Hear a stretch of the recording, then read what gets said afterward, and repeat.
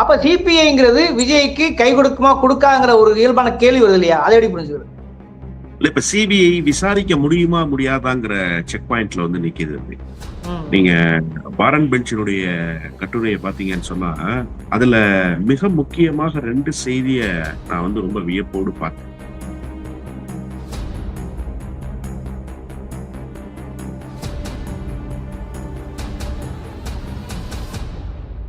காவல்துறை மீது நம்பிக்கை இல்லை என்று சொல்லுவேயானால் அதை மட்டுமே மூலதனமாக வைத்துக் கொண்டு காவல்துறை மீது தவறு இருப்பதாக கருதி கொண்டு நீங்கள் வழக்கை சிபிஐக்கு மாற்றக்கூடாது.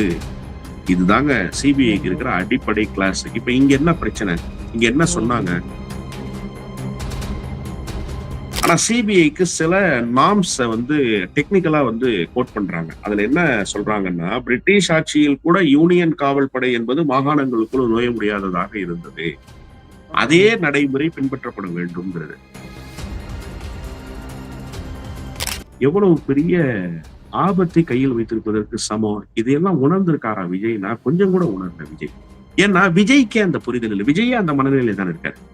லைட் ஆஃப் பண்ணி போட்டு அந்த நேரத்துல ஒரு மகிழ்ச்சி அடையக்கூடிய ஒரு எப்படி சொல்றது, ஒரு சைக்கோ மனநிலையில் விஜய் இருக்காங்க சார். அப்ப விஜய் எப்படி இவங்களெல்லாம் வந்து பக்குவப்படுத்தும்? எனவே இந்த தம்பிகள் DB, what's that? Vijay, Talabadi Vijay, South India. What? Talabadi Vijay. Chief Minister of India. Virat Kohli?